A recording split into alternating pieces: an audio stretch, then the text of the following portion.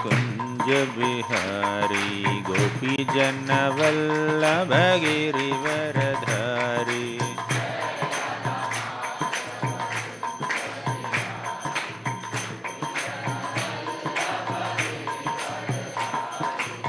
जय राधा माधव कुंज बिहारी गोपी जन वल्लभ गिरिवरधारी।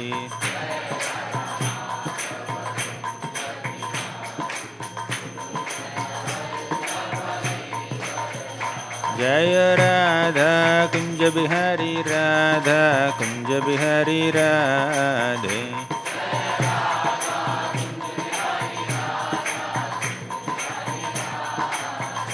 जय जय प्रभुपाद प्रभुपाद प्रभुपाद जय जय प्रभुपाद।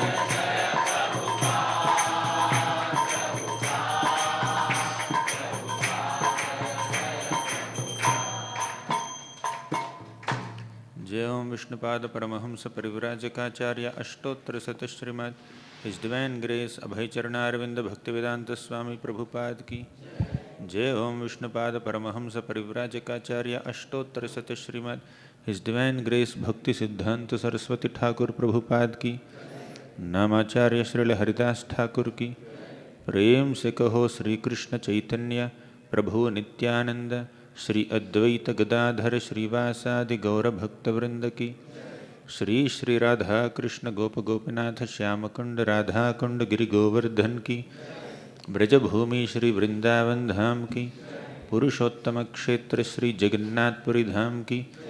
गंगामयी की यमुनामयी की भक्ति देवी की तुलसी देवी की कलियुग पावन हरिनाम संकीर्तन की।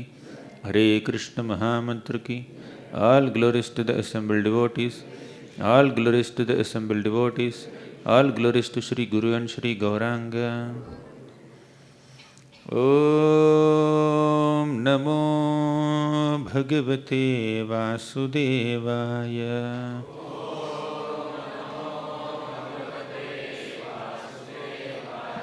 Om Namo Bhagavate Vasudevaya.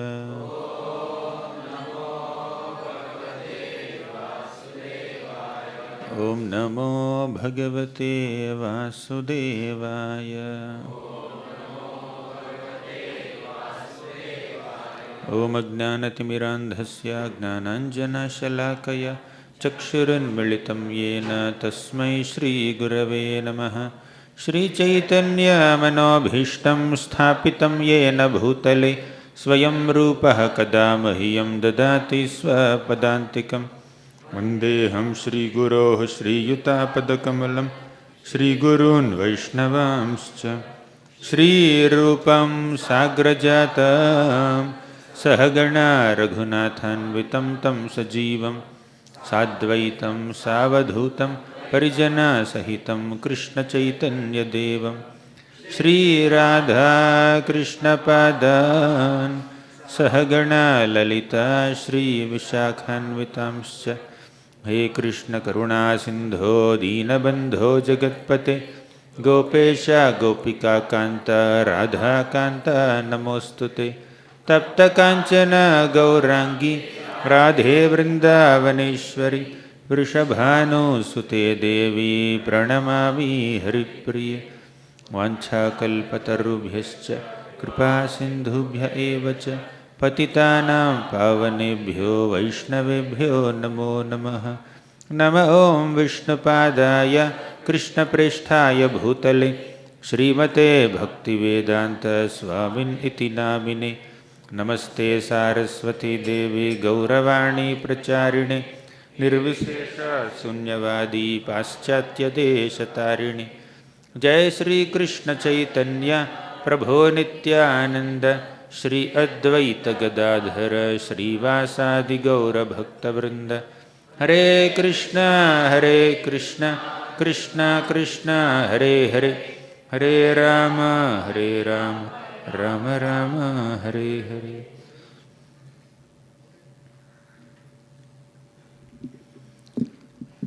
Hare Krishna. I welcome all the devotees for today's session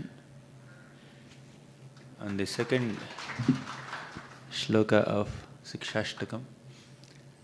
Yesterday we discussed the 7 benefits or glories of Sri Krishna Sankirtanam, which includes glorifying Krishna's Nama, Rupa, Guna, Leela. Today we will specifically focus on Nama Kirtan, chanting the holy names of the Supreme Lord Krishna, as described by Sri Chaitanya Mahaprabhu in this shloka. Namna makari bahudha nija sarva shakti tatrarpita niyamitaha smarane na kalaha etadrishi tava kripa bhagavan mamapi durdaiva midrishamiha jani na anuragaha. So this profound shloka describes 3 qualities of Krishna's names. Before we discuss the 3 qualities of the names of Krishna, let me talk about different types of names of Krishna. Krishna's names are also of different types or categories. So let's get into every single phrase of this shloka. Let's begin with Namna Makari Bahudha. First phrase. Yesterday also we went phrase wise, right? We touched every single word of this shloka. So now in this shloka, the first phrase is Namna Makari Bahudha. The meaning of this little phrase is the Lord has multiple names. Bahudha means multiple. So many types of names Krishna has. The Lord has unlimited names, not 1 or 2. He has unlimited names. Krishna, Govinda, Madhusudana, Trivikrama, Vamana. So we have Vishnu Sahasranam. And also there is Krishna Ashtotra Satanamavali. So like that, traditionally there are so many chants that include the names of the Lord. While doing Achaman also we chant 3 names of the Lord. Sometimes we chant 24 names of the Lord. While doing Shodashopachara Puja, we chant some names of the Lord. Like that, the names of the Lord are all pervading throughout all the spiritual processes. So, the names of the Lord are unlimited. So many, not 1 or 2. Namna Makari Bahudha. That's the meaning of this phrase. Let's go a little deeper into it. All the names of the Supreme Lord Krishna can be categorized into 2 categories. One is Mukhyanam, second is Gaunanam. Mukhyanam means the primary names or the principal names. Gaunanam means secondary names. What's the difference between primary names and secondary names? What's the difference between Mukhyanam and Gaunanam? The answer is, Mukhyanam means these names of the Lord are non-different from His personality, from His Swarupa. Means the name Krishna and the personality Krishna are non-different. Right? Whatever potency is there, whatever qualities are there in Krishna's personality, they are present in Krishna's name also. So the Mukhyanam, the primary names of the Lord, represent complete potency of Krishna, complete the glory of Krishna.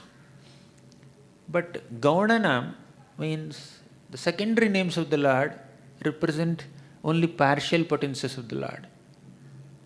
They depict only those qualities or pastimes or glories that are little circumstantial, situational, partial. They don't represent complete potency. Like Paramatma. Paramatma is an amsha of Krishna who stays within the hearts of all living entities. That is Paramatma. He is a replica of the Lord. So Paramatma the word Paramatma does not completely represent the entire majesty, grandeur, opulence and powers and qualities of Krishna. Paramatma does not completely represent the whole, Swarupa of Krishna. It's just a replica of Krishna, Paramatma. Or Brahma. Brahman means anything spiritual can be called Brahman. Or Niyanta, the controller. Or Srishtikarta, the creator. So all these are secondary names of Krishna. They don't represent his full potency. primary names represent full potency. What are the examples of primary names? Before seeing the examples, let's discuss two subcategories of primary names. So Mukhyanam is again two types. One is Madhuryanam, second is Aishwaryanam. Madhuryanam means sweet names of Krishna. Aishwaryanam means majestic names of Krishna. So like Madhuryanam of the Lord, this Mukhyanam, that represents full potency, but they are very sweet. They are very intimate. They invoke loving feelings in the devotees of the Lord who chant the names, who hear the names. But Aishwaryanam are also like very potential names. They represent the Lord's potency, but they invoke reverential feelings in the devotees who chant the names or hear the names. They invoke majesty, grandeur, opulence, reverence, power. But here, the Madhurya names represent his sweetness, his innocence, his simplicity, his personal characteristics, his intimacy. The names, examples if you want. Some examples of primary names, Madhurya flavor of primary names are Krishna, Govinda, Damodar, one who is controlled by the love of his devotees. Govinda, one who gives pleasure to the cows and senses. Venudhari, one who is playing his flute very nicely and enchanting the gopis. Radharaman, Gopinath, the master of all the gopis of Vrindavan. So these are all very intimate names of the Lord, very sweet names of the Lord. They are chanted on the level of Krishna Prema. Or to attain Krishna Prema, we chant the Mukhya name, especially the Madhurya name. By chanting this secondary names of the Lord, or Gaunanam, one cannot attain Krishna Prema. Because they are not loving names. They are like majestic names. They represent only partial potencies. Now coming back to the Aishwarya category of Mukhyanam, some of the names are Vasudeva. He is also completely potent, but it's more on the reverential side, not Krishna in Vrindavan. Vasudeva means like all-pervading personality. Vasudeva, Vishnu. Then Narasimha, Aishwaryanam. When you see Narasimha Dev, there is some sweetness aspect in him. He is very affectionate towards his devotees, but he is Ugra. Right? So Govinda is not Ugra. Govinda is always sweet. So Narasimha is an Aishwarya name. So like that, the Lord's names are Bahudha.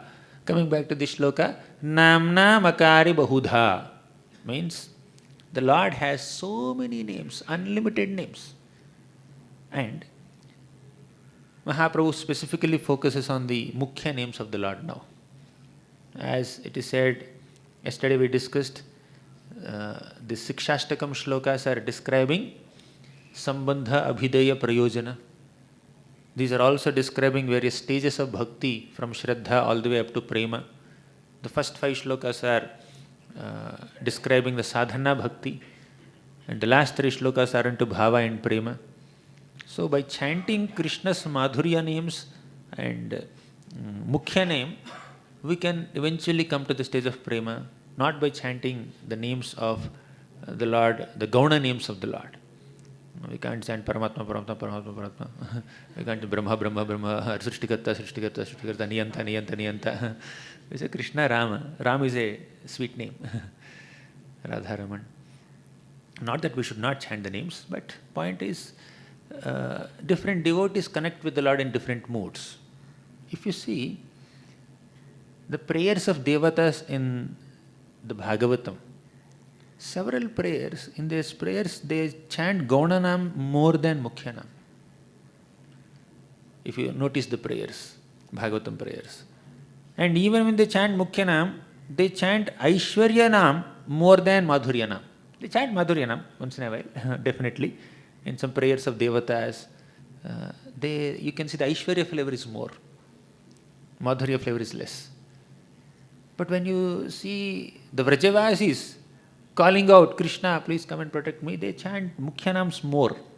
Once in a while they may chant some Aishwaryanam, but they chant Madhuryanam more because they are on that platform. So different devotees connect with the Supreme Lord in different ways, in different moods, in different flavors, and according to their mood they chant different names of the Lord. Similarly, the different names of the Lord will appeal to different devotees according to their mood. So, Mahaprabhu says that the name Krishna or any name of Krishna, especially the primary names, they have three qualities. Let's go to the next phrase. We discussed so far, Namna Makari Baudha. So whatever I spoke in the last 10 minutes, 15 minutes is only Namna Makari Baudha. Let's go to the next phrase. Nija Sarva Shaktihi Tatra Arpita. What does it mean? Tatra Arpita, Nija Sarva Shaktihi. Nija means one's own. Sarva means all. Shakti means potencies. Tatra means they. Arpita means he invested. So the Supreme Lord Krishna has invested all his powers of his swarup, of his personality into these names. When you say Krishna, that name Krishna is non-different from the personality Krishna. When you say Govinda, that name Govinda is non-different from Krishna as Govinda. When you say Ram, yes, the sweetness of Lord Ramachandra is there in the name of Ram. So, and for devotees of Krishna, the name Rama is also Ram, is also Krishna. Like once Prabhupada was asked by some of his disciples, in the Hare Krishna Mahamantra we chant, the word Rama represents whom? One devotee says Lord Ramachandra, another devotee says Balaram, another devotee says, no, it is Krishna only, Radharaman. Prabhupada, they are asking question. So, does Ram word in Hare Krishna mantra represent Lord Ramachandra? Prabhupada says, yes, that's correct. But some say it represents Balaram. Prabhupada said that is also correct. And some say like it represents Krishna. Prabhupada says that is also correct. How can all three be correct? Then Prabhupada says, you decide. So this word, you decide, when Prabhupada left it open, it's not like he is very intelligently just sometimes sidelining the question or not addressing the question, you decide. It's very easy to say. No, it's a very profound answer, very deep answer. You decide basically means, depending on your mood, Krishna will reciprocate. If while chanting Rama in the Hare Krishna Mahamantra, if you are meditating on Lord Ramachandra, if you are trying to lovingly connect with Lord Sri Ramachandra, that Ram is Ram. Ramchandra only. And if you want to meditate on Balaram, that Ram is Balaram. If you want to meditate on Krishna, Radharaman, this Ram is Radharaman for you. Yes, he is Radharaman also. So, yayathamam prapadyante tam sataiva bhajamyaham. Depending on your mood, the Lord will reciprocate. Yadyad dhiyata urugaya vibhavayanti tattatvapuhu pranayase sadanugrahaya. So depending on your mood, the Lord will reciprocate. Of course, the mood has to be bona fide. You can't say, Ram is my friend. Your friend will not reciprocate, by the way. You want proof? So this Ajamil was chanting Narayana, Narayana, Narayana, Narayana. And he is calling his son Narayana. Son never reciprocated. Original Lord Narayana only reciprocated. So even although you may have a choice or a preference to address the Lord in a specific mood, that mood has to be bona fide, by the way. Yadyad dhiyata urugaya vibhavayanti. Whatever mood, whatever form you contemplate upon, the Lord will reciprocate you in that form. That does not mean you concoct your own form with 7 hands, 8 legs. You can't concoct your own form. It has to be bona fide form described in the scriptures. So you connect with any bona fide form of the Supreme Lord as described in the scriptures, and the Lord will reciprocate with you in that form. Not that you concoct your own form. That's the point. Anyways, so Nija Sarva Shaktihi Tatra Arpita means the Lord has invested all his Shaktis within the holy names, and they are non-different from him. If a devotee is fearful, Gajendra is fearful here because of this crocodile, and Draupadi was fearful because Dushasana was trying to disrobe her. So, and Uttara Mata, she was fearful. Arjuna became little bewildered. When Ashwathama released the Brahmastra, Arjuna was bewildered. What is this effulgence? Suddenly, He could not understand. Although he's a great warrior, experienced warrior, he could not understand the source of that effulgence created by Ashwatthama's Brahmastra. What did Arjuna do? Krishna Krishna Mahabaho Bhakta Nama Bhayankara. Krishna Krishna, he chanted the names of the Lord. Krishna, Krishna, Krishna, Krishna. Multiple times. Mahabaho, O mighty armed Krishna. Bhakta Nama Bhayankara. You cause great fearlessness to your devotees. Tvameko dahyamananam apavargosi samsrute. Only you have the ability to destroy this fear of material existence, fire of material existence. You can extinguish the fire of material existence. Arjuna was offering this prayer in the first canto of Bhagavatam, 7th chapter, right? So like that, so many devotees, they were chanting the names of the Lord. Of course, Gajendra did not chant a specific name, but he chanted all the qualities of the Lord. So different devotees connected with the Supreme Lord by chanting the names of the Lord. Although the Lord is not personally present there, by chanting the name of the Lord, they experience the fearlessness, abhayam. That is the power of the name of the Lord. You want a simple reference at this moment? Go to Srimad Bhagavatam. Open 2nd canto, 1st chapter. In the 11th shloka, Sukadeva Goswami says, as all of you know, the first canto of Srimad Bhagavatam ended with Parikshit Maharaj's questions. He asked, what are we supposed to hear, chant and remember throughout our lives at the time of death? How to live and how to leave. So these were his questions. In response to these questions, 2 questions, Sukadeva Goswami spoke 11 shlokas. Prabhupada says, in fact, entire Bhagavatam is an answer to these 2 questions. But in the first cut of his answer, Sukadeva Goswami spoke only 11 shlokas and kind of addressed this question clearly. Later he elaborated. So these 11 shlokas culminate in this one beautiful shloka, 2.1.11. Anyone remembers? Etan nirvidyamananam ichhatam akuto bhayam yoginam nripanirnitam harirnamanu kirtanam. Etan nirvidyamananam ichhatam akuto bhayam. If at all you desire fearlessness in your life, fearlessness is not recklessness. It's not carelessness. One who is careless and reckless, you can't call him fearless. He can be shameless.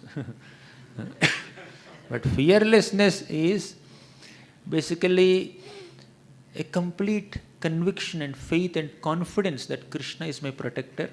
On the basis of your confidence and Krishna's protection, you become fearless. Best example is Prahlad Maharaj. Prahlad Maharaj is constantly chanting the names of the Lord. Hari, Hari, Hari, Hari is chanting the names of the Lord.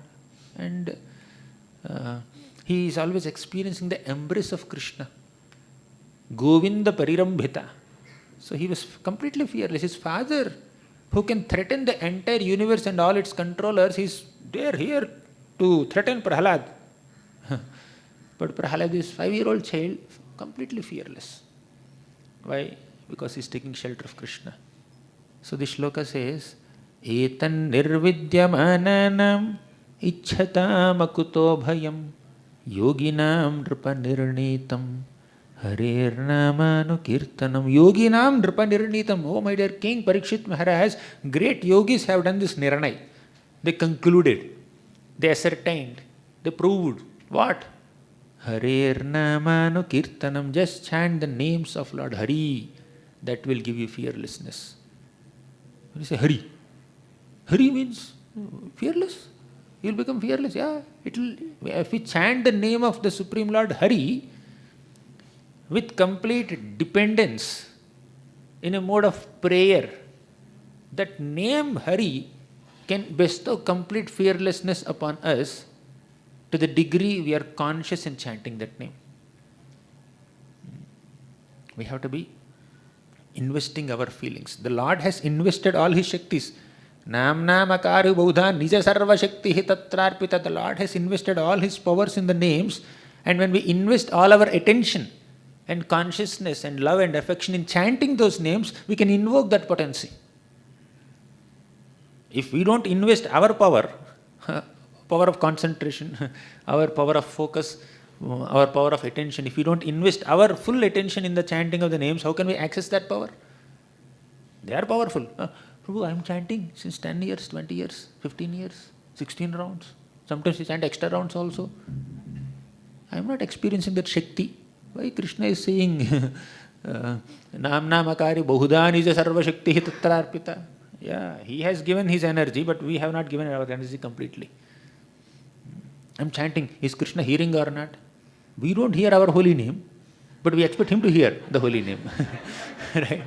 We don't hear when we are chanting Hare Krishna, Krishna Krishna, Hare Hare, but we expect Krishna, you should attentively hear my chanting.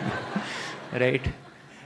So if you are being distracted, please remember your own words. Abhyasayana tu kaunteya vairagyena te grihyate. My manas is chanchalam hi manah Krishna. My manas is chanchalam pramadi balavadhridam. But you must be abhyasayana tu kaunteya vairagyena cha. You just be detached from everything else. You focus on my chanting. You hear my name, my chanting of holy name, my chanting of your name. So anyways, the Lord has invested all his powers. Ichchata makuto bhayam, just the mere presence of the name Hari, which is non-different from the personality Hari, can completely destroy all our fears. This is the proof. Vraje prasiddham navanita choram gopangananam chadukula choram aneka janmarjita papa choram chauragraganyam purusham namami. Vrajaya prasiddham navanita choram. In Vrindavan, Krishna is very prasiddha, very famous as butter stealer. Navanita choram. He steals butter. And not only butter, gopangananam cha dukula choram. He also steals the garments of the gopis. Of course, as a small child. And one who is accustomed to steal clothes of the gopis, one who is accustomed to steal the butter from the motherly gopis of Vrindavan, he also steals our sins. Aneka janmarjita papa choram chauragraganyam purusham namami. Chauragraganyam, aneka janma arjita. Arjita means we have earned it. What did we earn? Aneka janmarjita. Somebody will say, I am retiring now, I am 58, 60. Whole life I have earned this 50 lakhs rupees. I am purchasing this building. Or I have accumulated 1 crore rupees. I am purchasing this flat. Right? So for whole life earnings, one will purchase some flat or a car or something, or iPhone. But a conditioned soul has earned, accumulated unlimited sinful reactions. Aneka janma arjita papa chauram. So somebody has accumulated so much money, someone else will come and steal it. Right? The bumblebee or the honeybee has accumulated so much honey in the beehive, the honey thief will come and steal it. Done. Beehive is empty. Similarly, somebody has accumulated so much money, some robber will come and then take it away. And we have accumulated unlimited sinful reactions, Krishna will come and steal. This stealing is good, that stealing is bad, but this stealing is very good. This stealing is bona fide stealing. Let Krishna steal. We should always invite Krishna, I am opening my doors of my heart, my home, wide open. Please come and steal. Just the gopis, they make butter so that Krishna can come and steal. Similarly, we should also open our hearts. Krishna, come and steal all the anarthas in my heart. Come and steal, destroy all the sinful reactions I have accumulated in my heart. All the sinful impressions, let him steal. That's why it's called Hari. So when you just say Hari, all the sins are destroyed. That is the power of the name Hari. Because the Lord has invested all the energies he had in the names of Hari or Krishna or Govinda. The Lord will completely steal. Nama Sankirtanam Yasya Sarva Papa Pranashanam. Pranamo dukkha shamanam tam namami harim param. So just by chanting the name Hari or offering pranams to Hari, all the difficulties are destroyed, all the sinful reactions are destroyed, all the papas are destroyed. Because the name Hari is so powerful, as powerful as the Lord Himself. Aneka janmarjita papa chauram chauragraganyam purusham namami Shri Radhikaya hridayasya chauram navambudhasyamala kanti chauram padashritanam cha samasta chauram chauragraganyam purusham namami. Padashritanam cha samasta chauram. Be careful. If you take shelter of Krishna's lotus feet exclusively, he will steal everything from you. If you want to hold on to something in this world, whether it is your name, fame, prestige, or money, or awards, or rewards, or whatever, don't surrender to Krishna. He will steal everything. I'm not saying this. Rupa Goswami is saying this. If at all you have any attraction towards the material existence, don't go to Keshi Ghat. Don't see Krishna as Shyam Sundar. He will steal everything from you. You will lose all interest in this material opulences.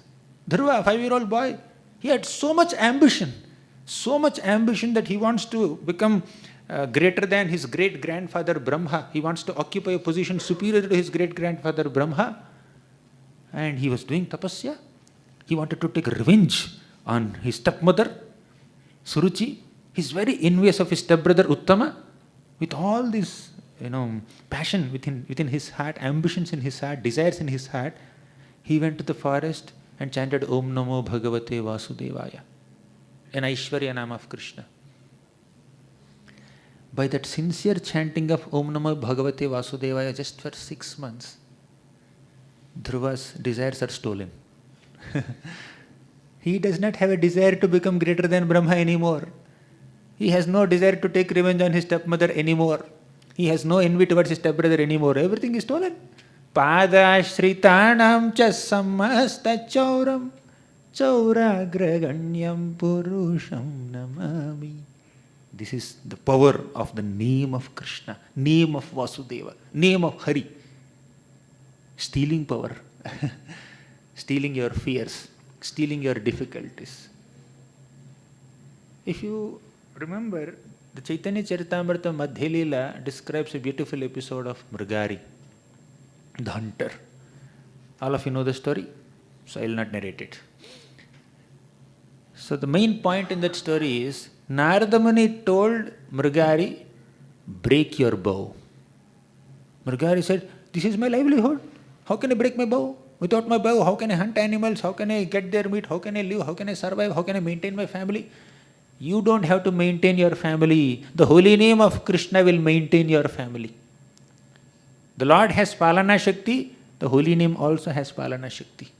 You break your bow, go home, distribute all the wealth you have accumulated as charity to Brahmanas, live in a simple cottage, plant a tulsi plant there, chant Hare Krishna every day along with your wife. Holy name will maintain you. And he had some faith. On the instructions of Narada Muni, Mrigari gave up everything. He exactly followed whatever Narada Muni said. He started chanting Hare Krishna, Krishna Krishna, Hare Hare. Hare Ram, Ram Ram, Hare Hare. And this news that he became very saintly person spread everywhere. And all the people came with big plates of food and grains and vegetables and all other different kinds of food items, and they are offering him charity. And he did not know what to do with all that. There are only 2 people, wife and husband. And he is getting food of 10 people, 20 people every day. So, more than what he required, 10x. He was working so hard to maintain 2 bellies, but now effortlessly holy name is maintaining him by giving him 10 times or 20 times more than what he can eat. Right? The holy name has the Palana Shakti. I'm not saying give up your jobs. Chant holy name. That's not the message. Just see what is practical for you. But point is, the holy name has the ability to maintain, ability to destroy our fears, ability to destroy our difficulties, our material desires. The holy name has all Shaktis. Namna makari bahudha nija sarva shakti tatrarpita. The Lord has invested all his energies in his names. Clear? We discussed only two phrases. Namna makari bahudha. Second, tatrarpita niyamitaha smaranena kala. Second is nija sarva shakti tatrarpita. Now let's go to the third phrase. Niyamitaha smaranena kalaha. There is absolutely no hard and fast rule in chanting the holy names of Krishna. If you go to the doctor and say, I have some disease, I have some difficulty, and they will give medicine 3 times in a day or 2 times in a day, morning, evening, afternoon. There are some timings for this medicine. And if you feel, oh my God, my disease is very intense, doctor told me to take 3 tablets in a day. What if I take 6 tablets? What if I take 9 tablets? 3 days का course 1 दिन में खत्म कर दूंगा. I'll become like healthy, fast in 1 day only. Wait for 3 days. Does it work? It may not. So you cannot consume 10 days medicines in 1 day. You cannot consume 3 meals in 1 meal only, 1 go only. So in this material world, any kind of medicine must be taken at a regulated time interval. But this medicine of holy name, you can take any time. Tatrarpita niyamitaha smaranena kala. You can take this medicine before eating, after eating, while eating, while sleeping, while lying down, while walking. You can take any time. No considerations of name, no considerations of place, persons, time, situation. Can we chant in the morning? Yeah, of course you can. That means should we not chant in afternoon? You can chant in afternoon also. Say you miss the morning slot. Devotees have deity worship, for example, in a temple. The morning chanting time is going in the dressing of the deities. So when will the pujaris chant? Either they have to wake up very early and chant before they start deity worship, or wake up or complete their rounds after after Darshanarti. Right? So there is no hard and fast rule in chanting, but you can't say, I will dress the deities at 10 o'clock in the afternoon, in the morning. Oh, 5 o'clock? No, 10 o'clock kar lenge. Japa complete karne ke baad, we'll dress the deities. It doesn't work. So when you say deity worship, it has to have specific timings. Or any other procedure in the process of devotional service, it has certain prescribed timings. But holy name of Krishna, no prescribed timing. You can chant at any time, right? Some people say, there's some problem in our home, somebody passed away. So should I chant? Is it okay to chant Krishna's names in the next 11 days or 13 days or 12 days or 1 week or whatever? So no, you can chant at any time. So the quote unquote, the impurity or the painful situation there should not be an obstacle for us to chant the holy names of the Lord. In fact, that's an impetus for one to chant also. Right? So chanting can be done at any time. Somebody is sick, for example. They can't get up early in the morning. They can't take a bath. They're feeling cold. Can they chant without taking bath? You can chant. Not that we deliberately do it, but circumstantially, if you are traveling, say you have 20 hours train, you can't take bath. Fine, you can chant. Without bath also you chant. So there is no hard and fast rule. As much as possible, we should chant early in the morning, Brahma Muhurta. But if you happen to miss it because of certain circumstances, you can chant during the day or in the night, anytime. As much as possible, we have to chant in a clean place. But if we happen to be traveling in a train which is not very clean, but still we can chant. So the external filth will not affect the purity of this. In fact, whatever is impure around you can become pure by chanting, by taking shelter of the Lord. Or at least the impurity around you will not enter your mind if your mind has the name of the Lord. Om apavitraha pavitro va sarvavasthangatopi va yaha smaret pundarikaksham sabahya bhyantara suchihi. Yaha smaret. Here he also saying, tatrarpita niyamataha smaranena kalaha. there is no hard and fast rule for remembering the name of the Lord. So in the previous phrase we have seen how the holy name is powerful. The first quality of holy name is it is very powerful. Shakti. Second quality is it's very accessible. Third quality is holy name is very merciful. So this shloka describes three qualities of Krishna's names. We have seen different types of Krishna's names, but this shloka describes three qualities of Krishna's names. First is powerful. Namnamakari Buddha Nija Sarva Shakti Tatrarpita. Powerful. Second is accessible. Nimita Smaranena Kala, any time, any place, anyone from any background can discover. Men can chant, women can chant, Americans can chant, Indians can chant. All you need is a tongue to vibrate this holy name. And even if your tongue is not able to vibrate, mind can keep on meditating on the holy name, thinking about the holy name. That's why Mahaprabhu said Smarana. Smarana. Within the mind you can always say Krishna, Krishna, Krishna, Krishna. So very accessible. No consideration of time, place, circumstances, people, candidates, purity, impurity. Whatever is impure can become pure. That's why holy name is very accessible. There is a story connected to this. We have seen one story from Chaitanya Charitamrita to describe how the holy name is powerful. Now let's see another story to discuss how the holy name is accessible. Always. Once, there is a devotee in Jagannath Puri. He's constantly chanting the names of Krishna. He cannot even stop. He cannot stop even for a moment. He is always saying Krishna, Krishna, Hare Krishna, Hare Krishna, Krishna, Krishna, Hare Hare. So one day, this devotee wanted to go to nature's call, to the toilet area. There he felt it's a very filthy place, very dirty place. How can I chant the pure name of Krishna in such an impure place?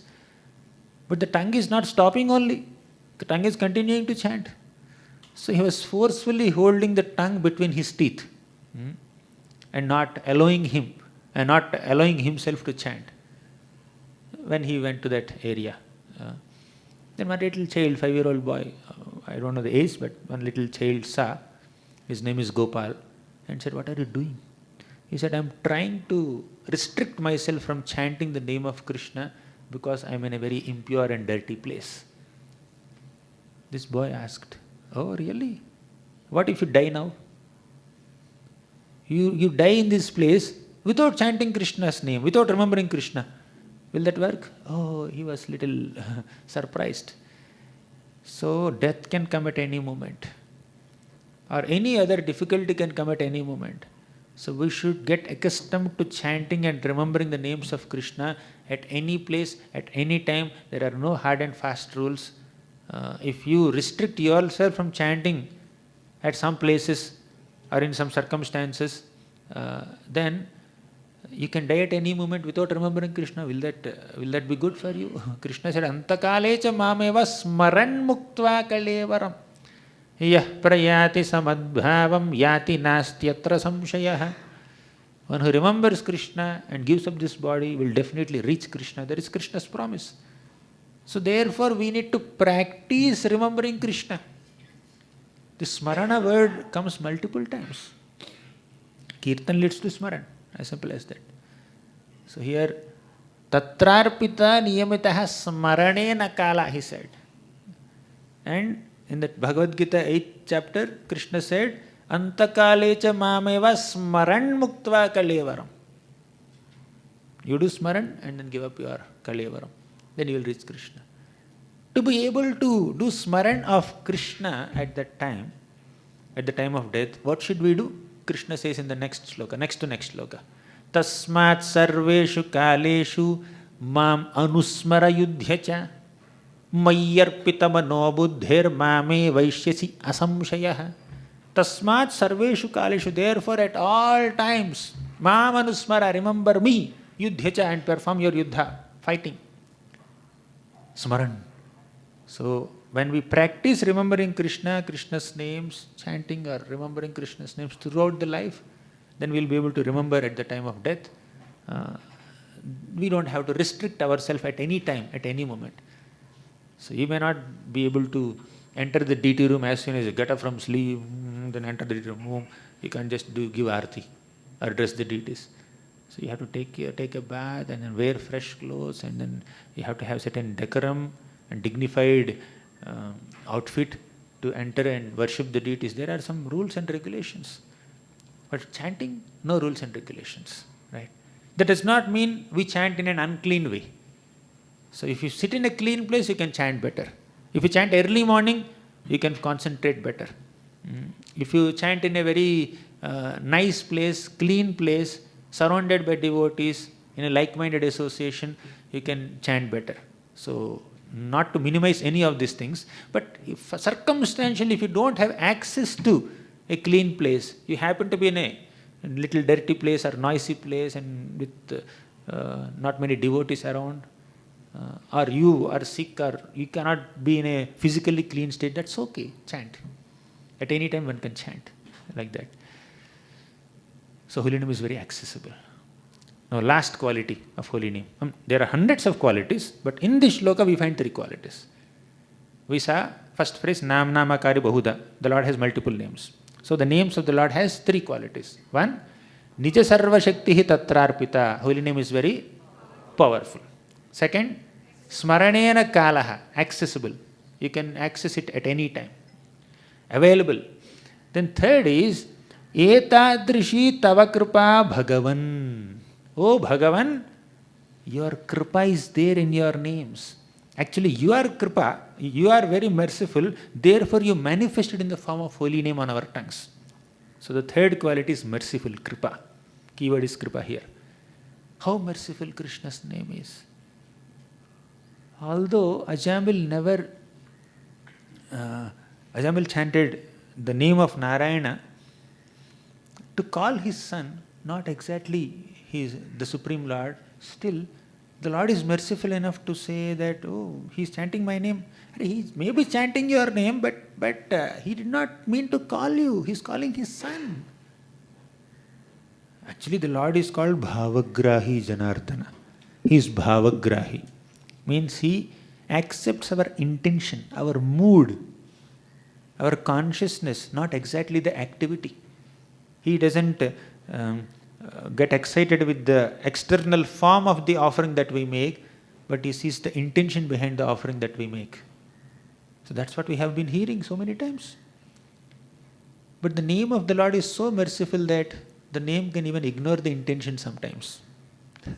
That does not mean we chant with bad intentions. That's an offense to the holy name. Deliberately, if we make offenses by saying that, oh, even if I don't have devotion, even if I am chanting the names of the Lord only with an intention to eradicate my sinful reactions, holy name will do it, that's an offense. That's a problem with knowing the glories of Krishna's name. Right? But Ajamil never chanted offensively. Ajamil never committed a sinful activity on the strength of his chanting of name Narayana.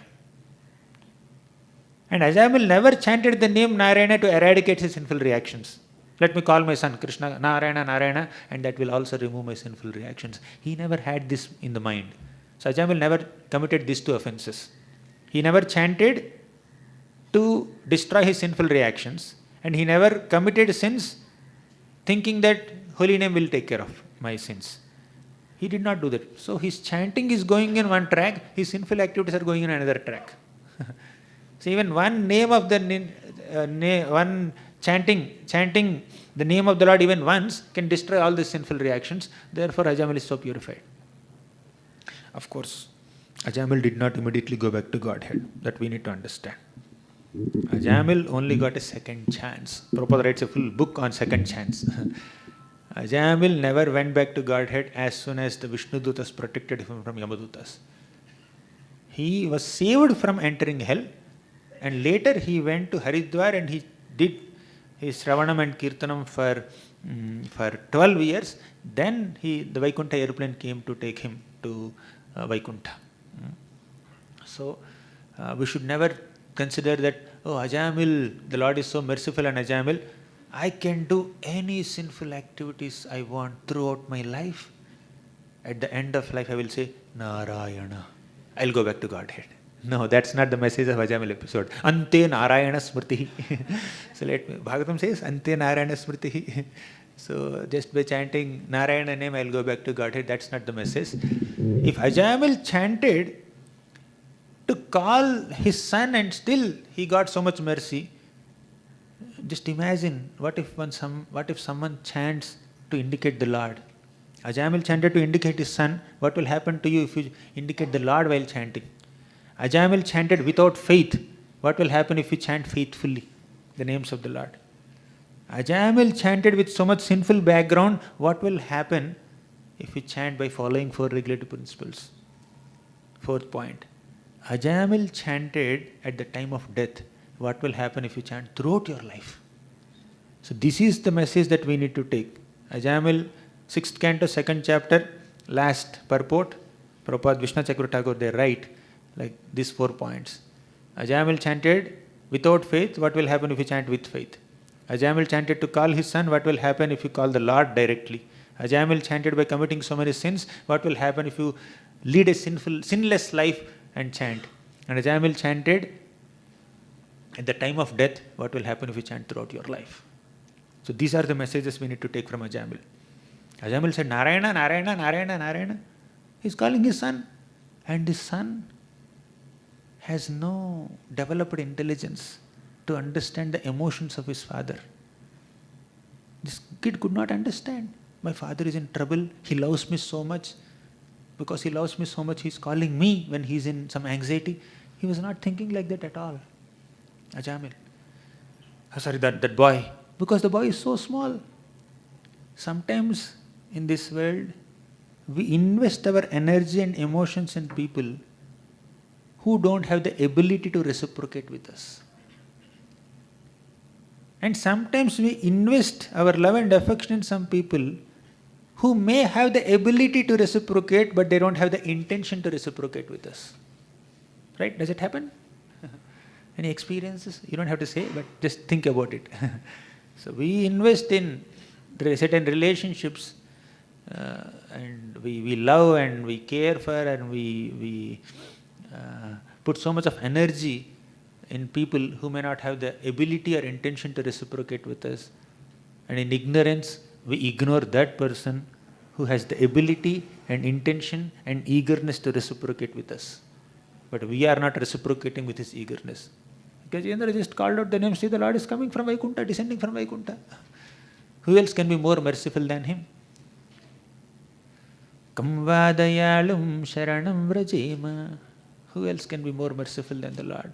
Who can give shelter to surrendered souls? So, Ajamil was saying Narayana, Narayana, Narayana.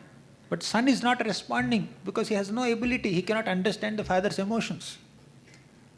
But Lord Narayana responded. If someone questions Narayana, he never called you. He is calling his son. Then the Lord will say, what did he say? Narayana. Is the son Narayana? No. Who is Narayana? You are Narayana. So therefore I should respond. And he didn't call you. That's okay. He chanted my name and my name is non-different from me. Therefore I should respond. He's calling his boy, but the boy is not Narayana. I am Narayana. Narayana should respond, right? Although the boy is named Narayana, he is given the name Narayana. He is not Narayana. He is not a 400 Vishnu Murti. How can he respond? So he doesn't respond, of course. But I am Narayana. So I should respond. He called me only. Proxy. When you are taking attendance, Narayana, present sir. Right? So the teacher is intending one Narayana, but he is not saying present sir. But another Narayana is saying present sir. Yes, I am there. Coming.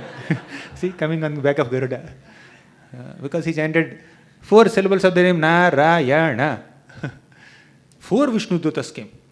To deal with 3 Yamadutas, even 1 Vishnu Duta is too much. 1 Vishnu Duta can answer 1,000 Yamadutas. But the Lord is so enthusiastic. He chanted 4 syllables of my name. Every syllable must be reciprocated.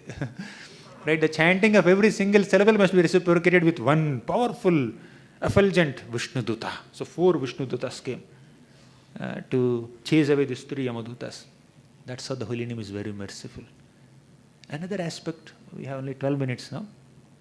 We need to take some questions also. Another one final aspect of the mercy of the holy name of the Lord is just by chanting the name, you will get access to Rupa, Guna and Leela of the Lord. Understand? Very exciting, right?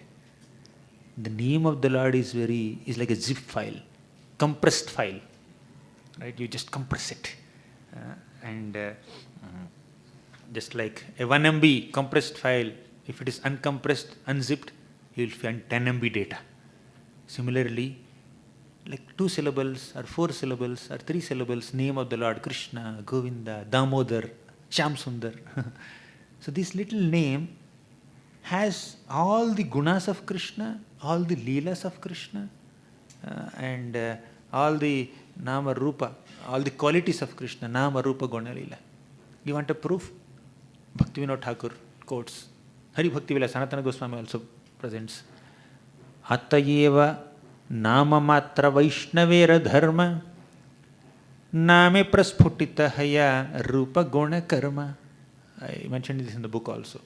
Atayeva nama matra vaishnavera dharma. Therefore, a devotee must take shelter of name of Krishna alone, sufficient. Nama matra vaishnavera dharma.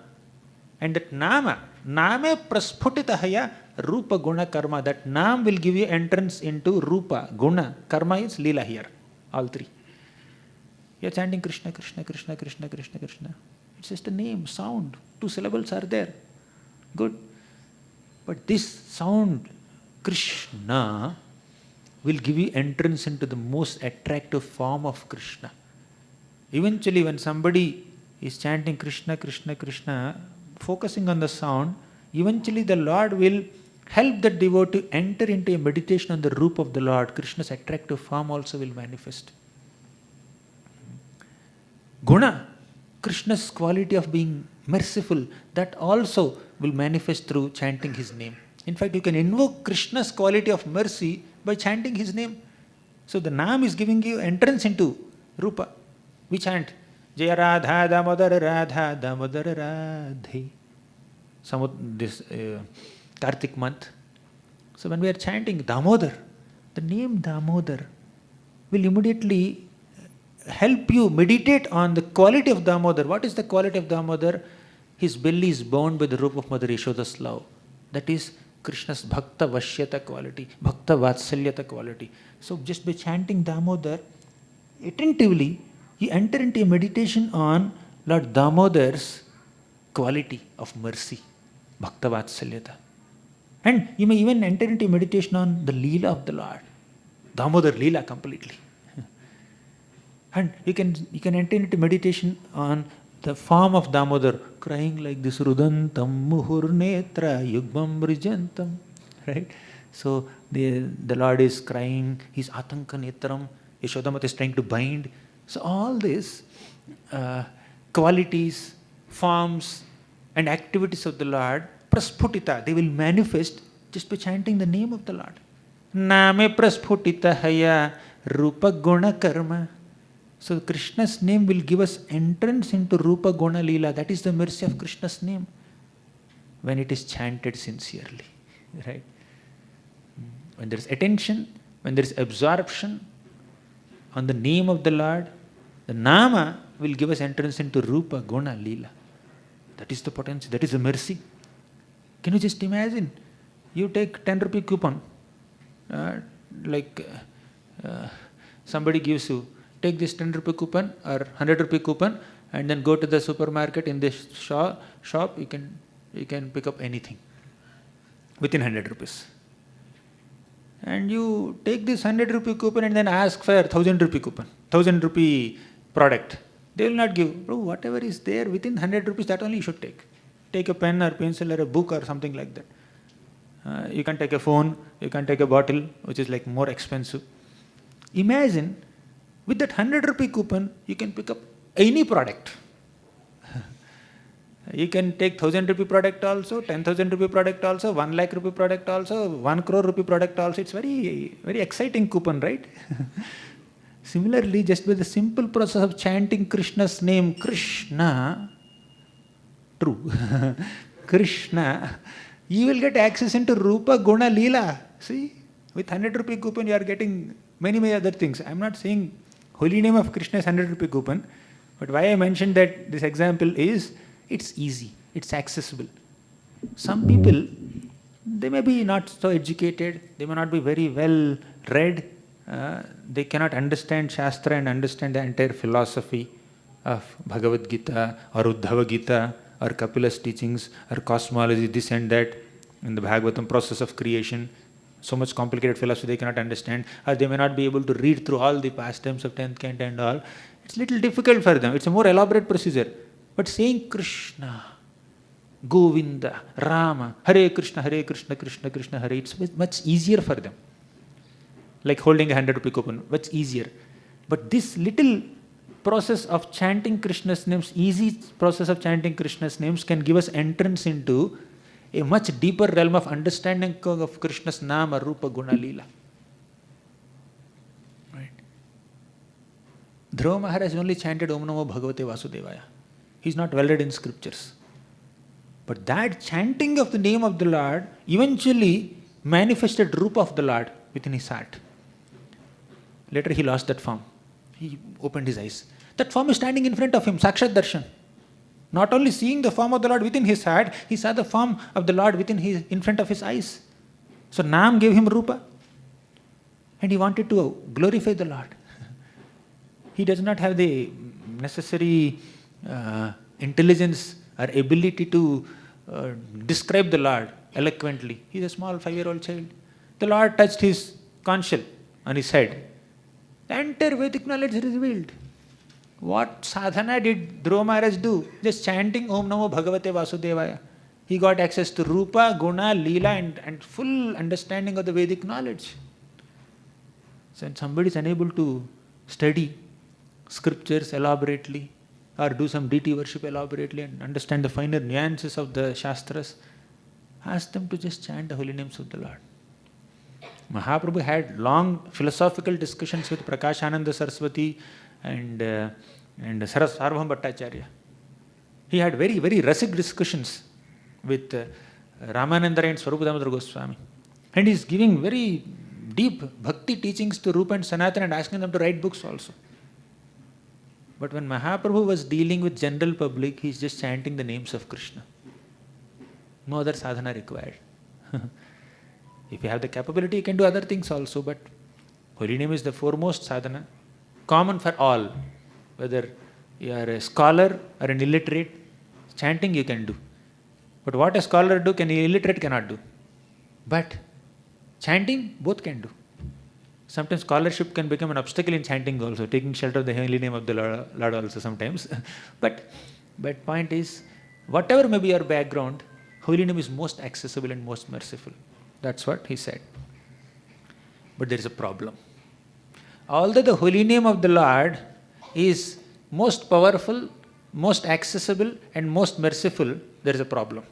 Durdaivam idrishamiha janinna anuragaha mama api durdaivam. My misfortune. Although the holy name has these 3 great qualities, it's my misfortune that na anuragaha, I have no attraction towards the holy name. So much is advertised about the holy name, but I don't have attraction. I don't have sufficient absorption in chanting the names of the Lord. I may take other processes very easily, but I am not chanting the holy name of the Lord sincerely. How many sadhakas have that experience here? I have full experience. Right? Whether it is deity worship or book distribution or reading Shastra or doing some physical services, all this we may find some little excitement and absorption, but when it comes to chanting, oh my God, very difficult. Although it's most accessible and most merciful and most powerful, very difficult. The reason is aparad. Aparad. Offenses will block our absorption in chanting the holy names of the Lord. And of all the offenses to the holy names of the Lord, the foremost is Vaishnava aparad. When we don't respect devotees, when we don't value their contributions, whether they are small or big, when we disrespect them or dishonor them, when we criticize them unnecessarily, when we find fault in them, when we spread rumors about them, or when we hurt them with painful words, all these offenses will not allow us to taste the nectar of holy name, although it is very tasty, as we discussed yesterday also. So we need to avoid offenses and chant the names of the Lord. That's the essence of the process. Avoid offenses, chant the names. That's the essence of the process. And try to preach this method to everyone as much as possible. So these are few thoughts, very, very condensed and brief explanation on this shloka. There's much more. You can study on your own. You can try to discuss on your own. But these are a few thoughts. I'll conclude here. Sri Chaitanya Śikṣāṣṭakam ki jai, Srila Prabhupada ki jai. Any questions? Should we take questions?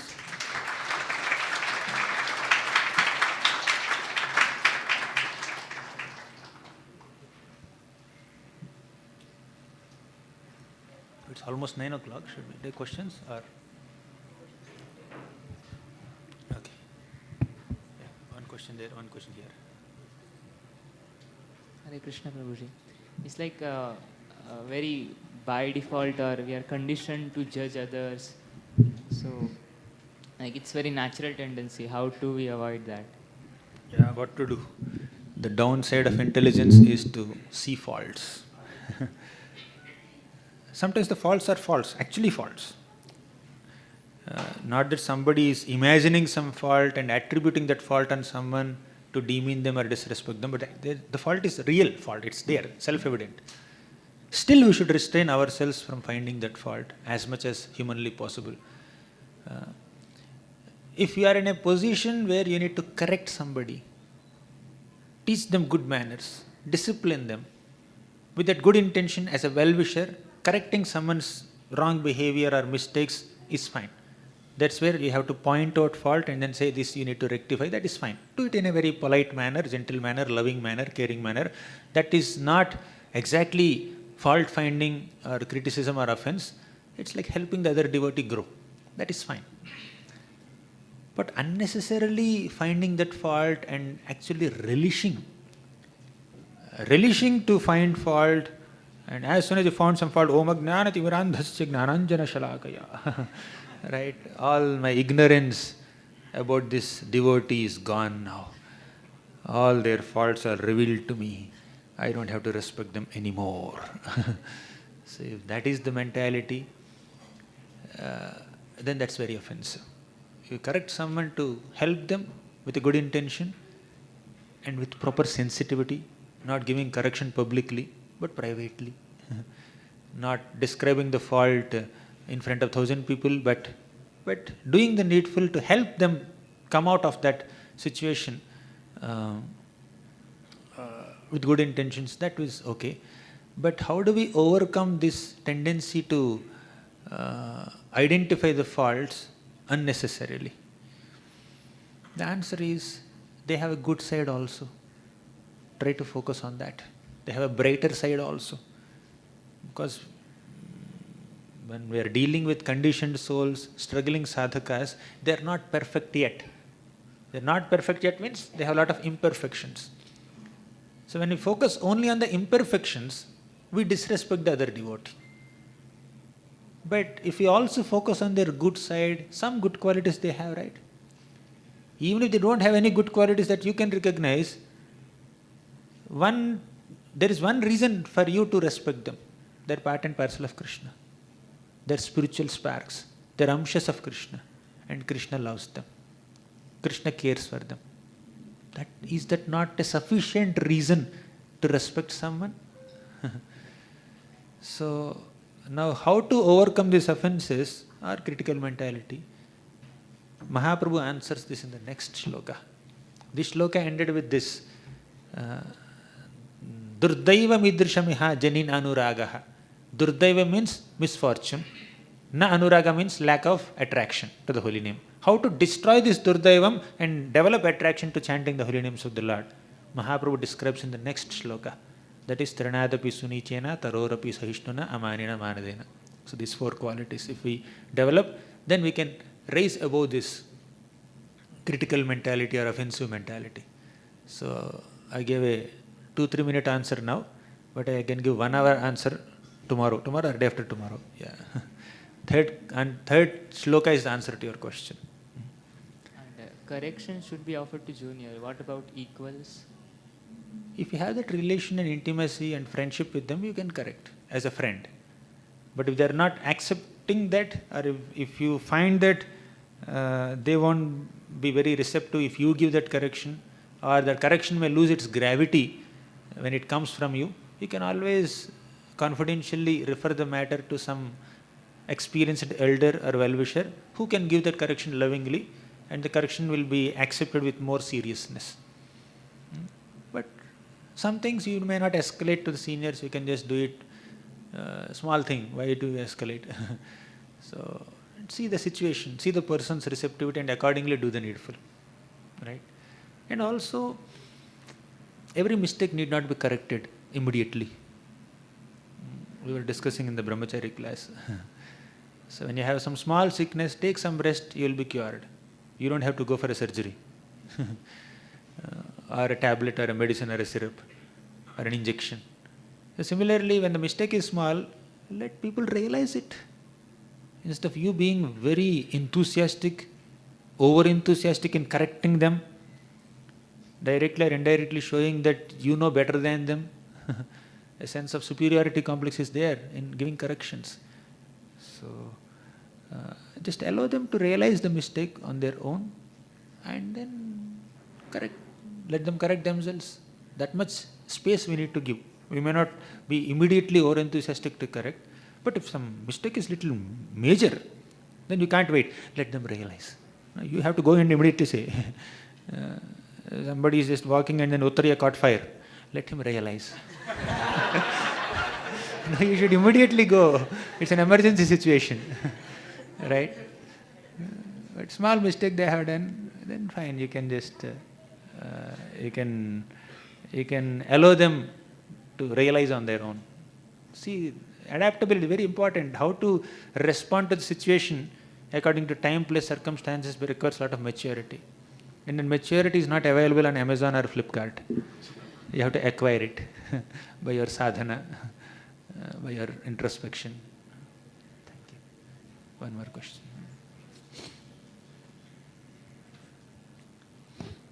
Hare Krishna, Prabhuji, Dhanvat Pranam. Prabhuji, sometime we had been told that while chanting Hari name, we don't have to concentrate on anything else other than only chanting and hearing it. But Prabhuji, it happens that as we hear the name of Krishna, we go into Leelas and we go into the glories of the name. So is it okay? We go into the Leelas. Yeah, sometimes it happens, as you said, when we chant name of Damodar, Ashtakam. Okay. Holy name has the potency to reveal all that. Nama, Rupa, Guna, Leela. Nam will give entrance into Rupa, Guna, Leela. But once in a while, if it happens, then okay, let it happen. But point is, when we are sadhakas, still struggling with some anarthas, if we think that, okay, I have qualified to meditate on Leelas while chanting instead of focusing on the mantra, chanting Hare Krishna mantra, open Krishna book, just read Leela. Leela Dhyan is happening, Nam Kirtan is sidelined. There is an exclusive time dedicated for hearing Katha and studying Shastric study and meditating on Leela, no focus on Nam. So, as Vaidhi sadhana, sadhaka bhaktas, we focus on the vidhis of our sadhana.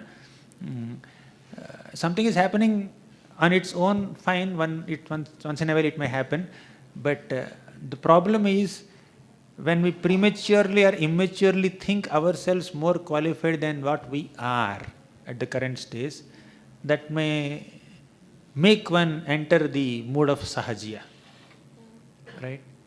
So, yeah, when you are chanting, you may just remember Gauranga, that's fine, once in a while it happens. But we need to focus on chanting Hare Krishna, Hare Krishna, Krishna Krishna, Hare Hare. This is a prescribed method for us. So, at advanced levels, things will happen in a very dramatic manner. They are very mature in their bhakti. But for a sadhaka, the focus should be on the prescribed method of thing and not get into prematurely, not get into some higher realms and imagining oneself more advanced than what one is. Right? I'm speaking about general sadhaka, when you can check with your seniors who know you more personally. Thank you. 9-8. Yes, Prabhu. Last question, yeah. Prabhuji, if we discuss with someone else about the swabhava, the conditionings of a devotee, is that also blaspheming or criticism? It all depends on intention. Swabhava means you're talking about their nature. Somebody is aggressive, somebody is angry, somebody is very calm and cool and silent, somebody is like overexcited. Yeah. So those certain bad qualities which are there in their swabhava are disturbing us or affecting us, and we are discussing with some devotee. They are devotees, and we are discussing with some devotees. Oh, I don't like him because of this. He saw this thing. In is seva mein he does it like this. This is not the way to do. If we are discussing with someone else, is that also blaspheming? Is that also an offense? It all depends on the intention. If you attend a typical managerial meeting, a lot of discussion about the activities or the nature of some devotees happens in a managerial meeting. But the intention of those people sitting there is supposed to be rectifying the situation or addressing the damage caused by so and so devotee's behavior in that particular situation. Right? If that is the intention, the discussion is mandatory. Some discussion has to be done to come to a solution. So that doesn't come under the umbrella of blasphemy as such. But if the intention is to demean another Vaishnava or belittle them or disrespect them or harm them, politically maneuver the situation to exploit them or sideline them or whatever it is, if that is the mood, definitely it's an aparadh. But if the mood is only to address the situation, okay, this so and so person's behavior or nature is causing some disturbance in Krishna seva, so we need to address it. So with the intention to address the situation, you are having some discussion based on what has happened and continuing the discussion to take steps to rectify the situation in future.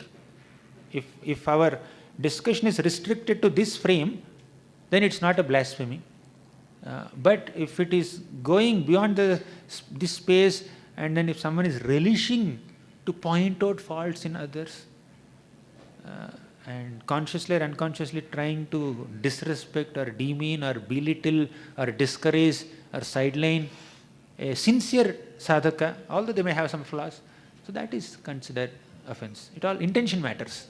And devotee means, to blaspheme a devotee means devotee is all those who are chanting. We can't say ye to abhi naya hai. Even if they are not a devotee, also blasphemy is bad. Is bad, yeah. Even if they are not yet a devotee, even if they are not chanting Hare Krishna, even one round also, one mantra also, we are not authorized to criticize them unnecessarily. And even if somebody has to point out a fault, a defect in them, that is only pointing the fault and not hating the person himself. Right?